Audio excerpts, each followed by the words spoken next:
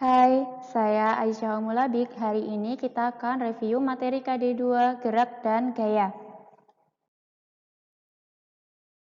Gerak lurus. Yang akan kita bahas terlebih dahulu adalah gerak lurus dengan kecepatan konstan. Kalau dibuat dalam grafik, kita mau buat grafik nih, namanya adalah grafik VT. Kalau ada grafik VT, maka mana yang disumbu X, mana yang disumbu Y? Yang disumbu X adalah T, yang disumbu Y adalah V. Jadi ini V, satuannya meter per detik. T-nya adalah disumbu X, satuannya adalah detik. Nah, karena kecepatannya konstan, maka nanti grafiknya seperti ini. Kok bisa? Misalnya pada detik pertama, pada detik 0, di sini 0 ya, kita beri angka. Ini 1, ini 2, 3, ini 10, 20, 30. Misalnya dari awal dicatat gitu ya, kecepatannya adalah 30 meter per detik. Dan sampai detik ketiga, kecepatannya juga masih tetap 30 meter per detik. Nah, jadi ada percepatan enggak? Enggak ada. Percepatannya adalah 0. Jadi ini percepatan. Percepatan itu simbolnya apa? Kalau V adalah kecepatan. Kalau percepatan berarti disimbolkan dengan A, acceleration. A-nya adalah 0. Oke, untuk V adalah perubahan posisi dibagi perubahan waktu. V adalah di sini kecepatan. Satuannya meter per detik. Kemudian delta X adalah perpindahan atau perubahan posisi. Kita tulis perpindahan aja ya. Satuannya adalah meter dan T adalah waktu. Saya lebih suka menggunakan detik satuannya. Begitu. Ini untuk rumus kecepatannya. Kemudian percepatannya adalah 0 karena kecepatannya tetap, makanya percepatannya adalah 0 atau enggak ada percepatan. Satu lagi, X adalah jarak yang ditempuh. X adalah jarak yang ditempuh. Satuannya apa? Meter. V kecepatan, T selang waktu sama. T adalah waktu. Oke, atau kalau misal ada grafik VT seperti ini, maka posisi adalah luas daerah di bawah grafik. Jadi bisa kita tuliskan X bisa dihitung juga dengan luas daerah di bawah grafik. Grafik VT. Begitu. Ini untuk gerak lurus dengan kecepatan konstan. Kita lanjut ya. Gerak lurus dengan percepatan konstan atau kita biasa singkat dengan GLBB. Kalau GLBB gimana? Grafiknya. Kita buat grafiknya ya. Grafik VT sama aja. Kita buat grafik VT.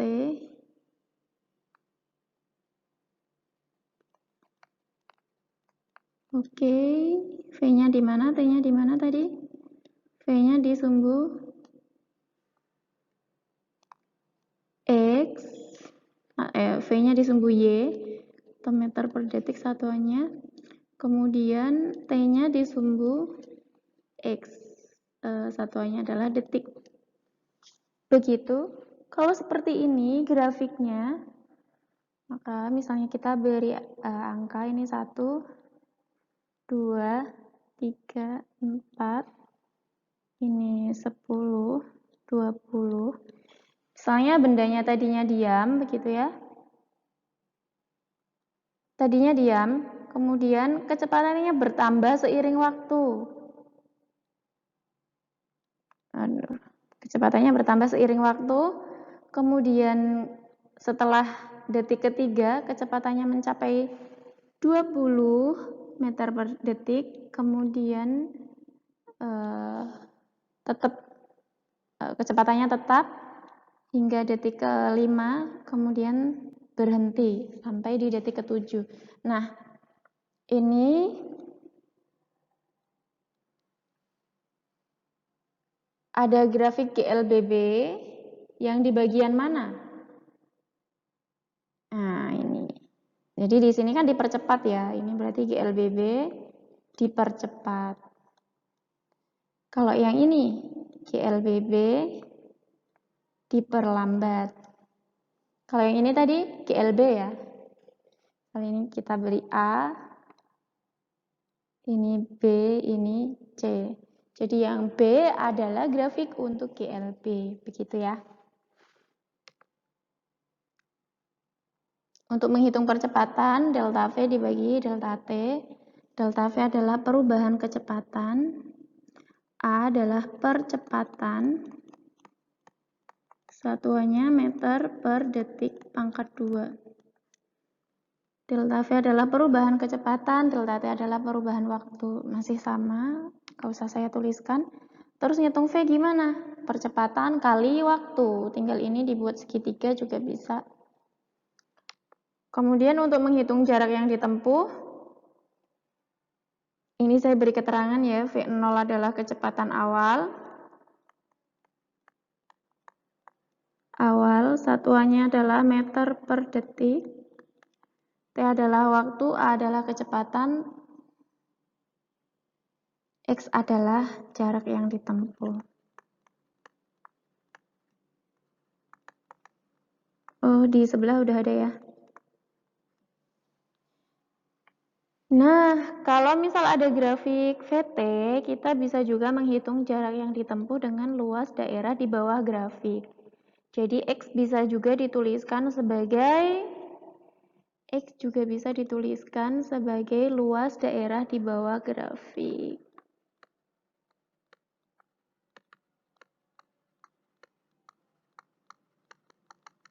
VT. Begitu ya. Ini untuk gerak lurus. Ini contoh untuk soal gerak lurus.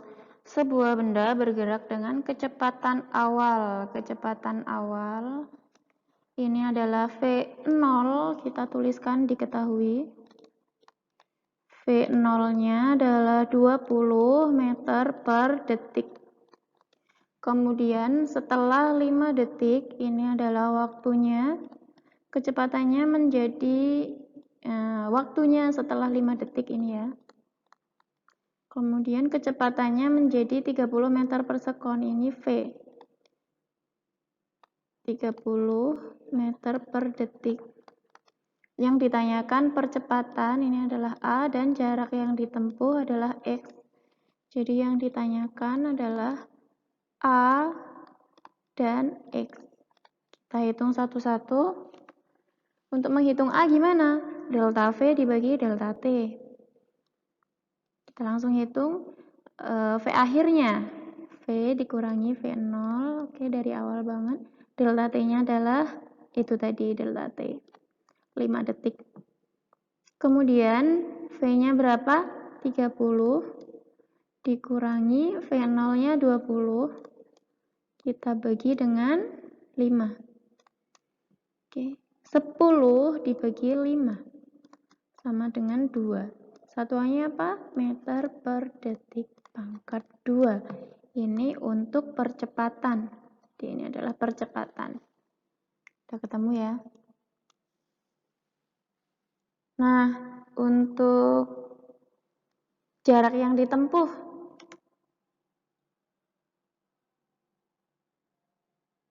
Jarak yang ditempuh adalah V0T plus setengah AT pangkat 2. Kita masukkan aja di sini. V0-nya berapa? 20. T-nya adalah 5 ditambah setengah. A-nya berapa tadi? Ketemu 2. T-nya 5 pangkat 2. 20 kali 5. Oke, ditambah ini adalah karena dipercepat. Kalau misalnya diperlambat, A-nya adalah negatif. A-nya negatif, gitu ya. Karena ini dipercepat, maka tanda di sini positif. Oke, 100 ditambah, ini dicoret saja, 2 sama 2, jadi ini 25. 125 meter. Untuk X-nya, jarak yang ditempuh. Jelas ya? Kita lanjut gerak melingkar beraturan. Nah, gerak melingkar beraturan adalah gerak suatu benda yang lintasannya berbentuk lingkaran. Jadi, misalkan di sini ada suatu benda, tali, batu gitu ya, diikat dengan tali, kemudian kita putar, otomatis batu ini bergerak melingkar. Nah, beraturan berarti kecepatannya beraturan. Begitu, kemudian ada rumus-rumusnya. Kita lihat satu-satu ya. Oke, kita lihat satu-satu. T kapital adalah periode, saya beri keterangan di sini. T adalah periode. Periode itu waktu yang diperlukan untuk melakukan satu putaran, itu berapa waktu? Satuannya adalah detik.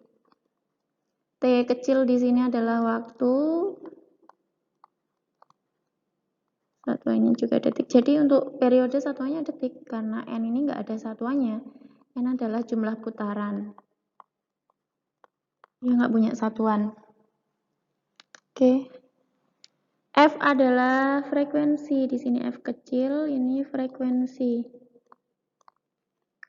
Kalau kita pakai F kapital, kita biasa pakai untuk simbol gaya F kapital. Tapi untuk F kecil ini frekuensi, satuannya hertz, atau kita singkat dengan Hz. N per T masih sama ya. Ini ada simbol apa namanya? Omega. Ini dibaca omega untuk kecepatan sudut.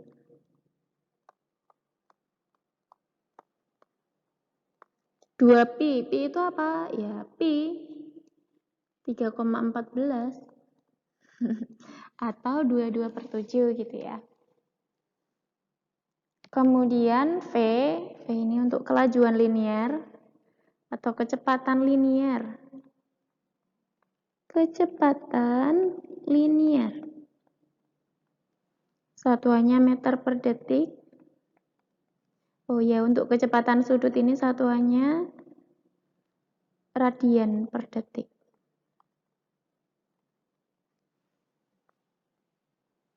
R. R adalah jari-jari lintasan. Satuannya apa? Jari-jari meter. Oke. Kita ke contoh soal. Jika sebuah roda katrol berputar 60 putaran tiap 2 menit. Oke, kita kupas satu-satu apa saja yang diketahui. 60 putaran ini berarti N 60. Jumlah putaran tadi ya, N 60. Kemudian tiap 2 menit. Ini adalah T. Jadi T-nya adalah 2 menit. Kalau diubah dalam detik jadi berapa? 2 kali 60 detik. 120 detik. Gitu ya. Yang ditanyakan frekuensi dan kecepatan sudut omega. Nah, satu-satu ya. Frekuensi N per T. F sama dengan N per T. N-nya tadi berapa? 60. T-nya 120. Setengahnya ya sama aja. 6 bagi 12. Setengahnya kita bisa tulis 0,5. Satuannya hertz. Gampang ya? Kemudian omega. Omega adalah 2pi per T. Nah, ini kan yang diketahui F nih. Ya, dibalik. F adalah seper T atau T sama dengan seper F. Begitu. Ya, atau kita hitung satu-satu. 2pi, kita tuliskan aja 2pi Kemudian T-nya adalah T per N ya. 120 bagi 60. 2pi dibagi 2. Tuh. Jadi berapa? Dicoret saja. Jadi tinggal pi. Jadi omeganya sama dengan pi. Satuannya apa? Pi-nya kok kayak gini. Ulangi. Jadi ini adalah pi. Wah, kayak K ya. Pi, ini pi ya maksudnya. Pi satuannya adalah radian per detik. Ini untuk omega. Begitu, jelas ya? Mudah kan? Hukum Newton tentang gerak. Ada 3, yaitu hukum 1 Newton tentang gerak. Hukum 1 Newton tentang gerak ini adalah mengenai kelembaman atau inersia. Kelembaman atau inersia. Jadi benda itu akan mempertahankan keadaan diamnya atau keadaan geraknya ketika tidak ada gaya luar yang bekerja pada benda itu. Kalau dituliskan dalam persamaan matematis, dituliskan dengan sigma F sama dengan 0.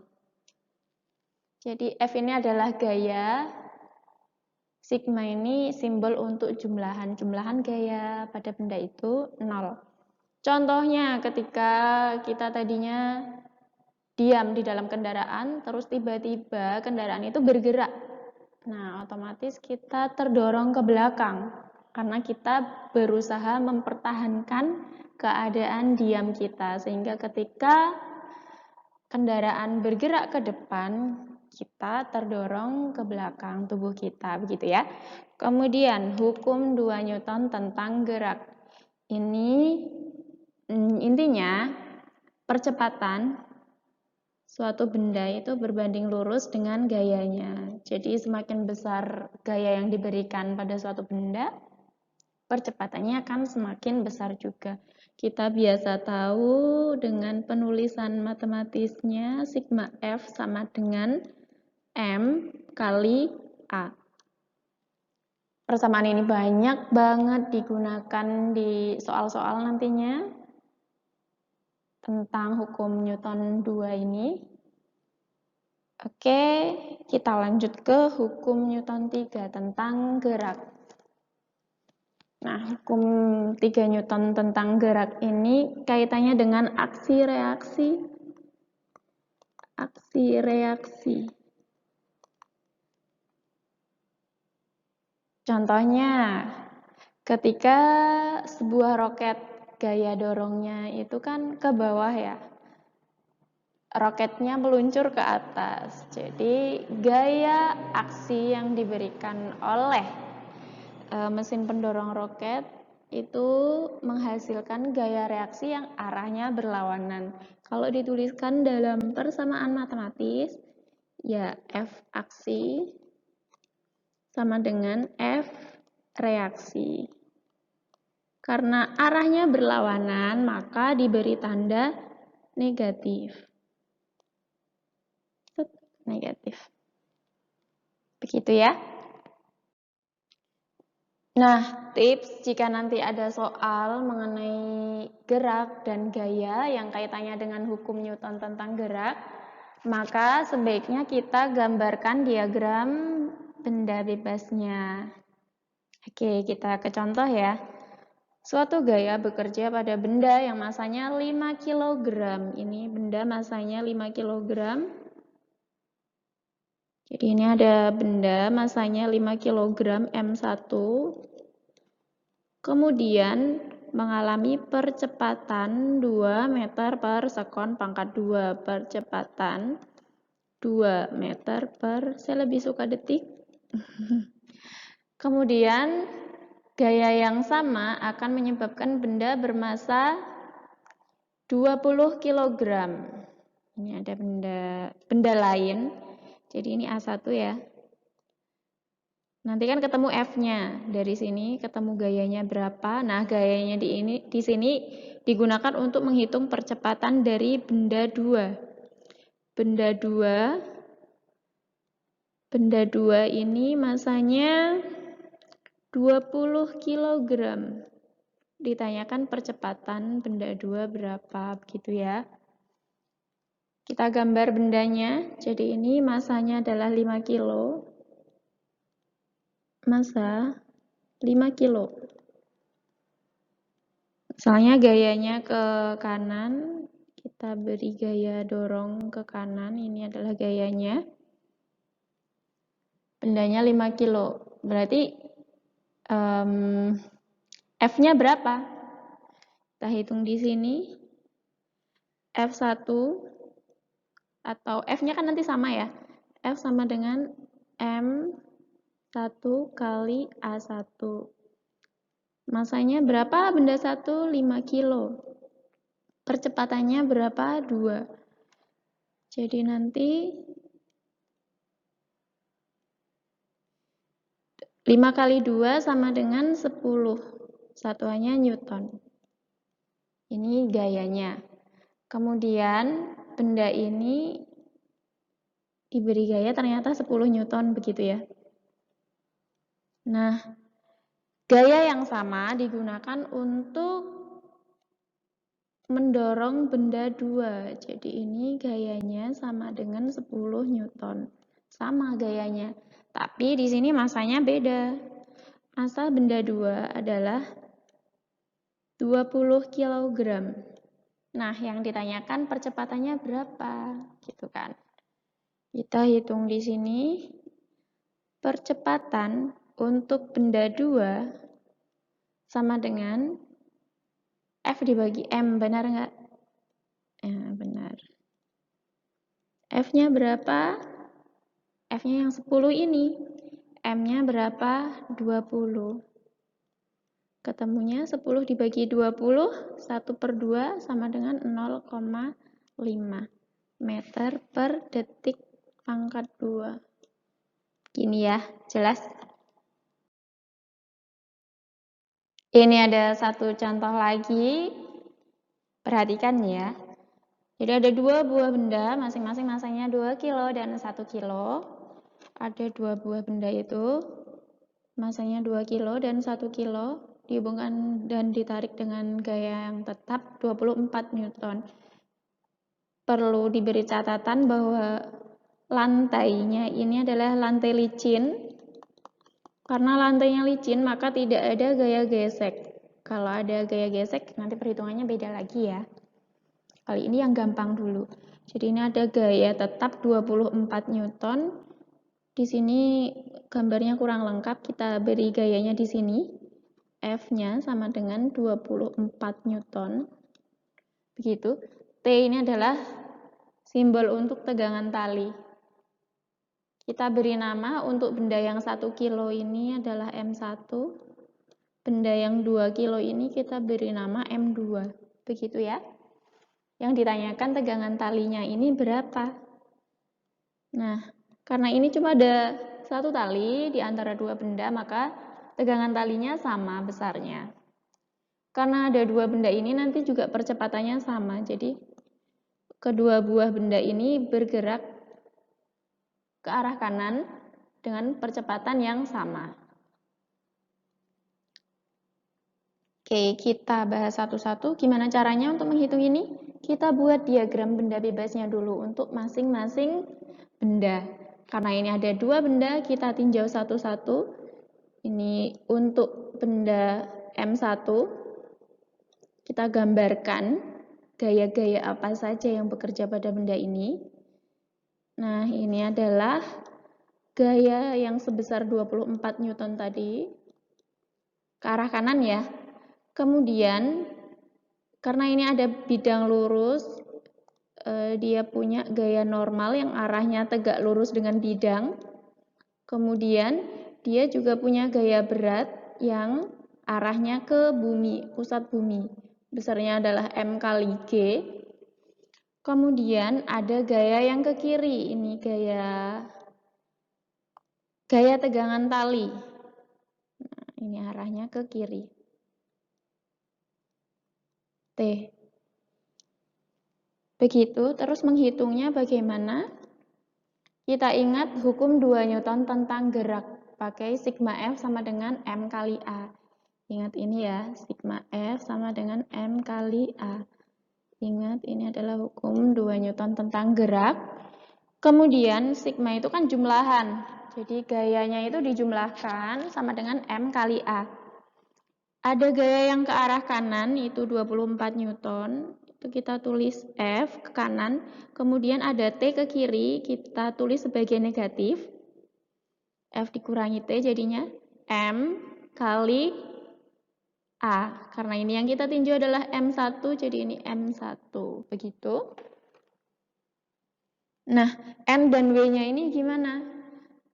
Tidak mempengaruhi perhitungan karena tidak ada gaya geseknya. Kalau ada gaya gesek, maka N dan W ini mempengaruhi perhitungan nantinya. Jadi sigma F ke arah Y ini 0. Jadi kita tidak perlu hitung. Oke, kita teruskan. F-nya berapa? 24. Tegangan talinya belum tahu. M1-nya 1 kilo tadi ya. A. Nah, ini bisa dituliskan sebagai 24 min T sama dengan 1 kali A. A. Kita tulis ini sebagai persamaan 1. Jelas ya? Kemudian dilanjut ke benda 2. Benda 2 digambar juga diagram benda bebasnya. Jadi ini adalah M2. Kemudian gayanya yang ke arah kanan. Yang ke arah kanan ada apa? Ada T ya, ada tegangan tali. Sudah, itu saja. Gitu. Ini ada gaya normalnya juga, tapi nanti kita tidak hitung. Kemudian ada gaya berat, yang besarnya M kali G, tidak mempengaruhi perhitungan juga. Jadi kita bisa tuliskan sigma F sama dengan M kali A. F-nya cuma ada T itu aja ke arah kanan ya. Jadi T sama dengan M. M-nya massa benda 2 kali A. T sama dengan M2-nya berapa? 2 kali A. Sudah, ini adalah persamaan kedua. Tegangan tali menghitungnya gimana? Ya, dari persamaan 1 dan 2 ini kita gabungkan. Persamaan 1 dan persamaan 2. Kita gabungkan. Persamaan 1 dulu, 24 dikurangi T sama dengan A. Nah, 24 dikurangi T-nya berapa di persamaan 2? 2 kali A ya. Ini dari persamaan 2 sama dengan A. Pindah ruas, 24 sama dengan A ditambah 2A. Jadi 24 sama dengan 3A. A-nya berapa? 24 bagi 3 sama dengan 8. A ini adalah percepatan. Meter per detik pangkat 2 satuannya. Sudah ketemu A, mencari T gimana? Dari persamaan 1 boleh, dari persamaan 2 juga boleh. Kalau dilihat yang paling sederhana persamaan 2 ya. Kita bisa pakai persamaan 2. Dari persamaan 2, T sama dengan 2 kali A. T-nya ketemu, A-nya sudah ada. Jadi 16. T adalah 16 Newton. Begitu, gampang ya. Mudah.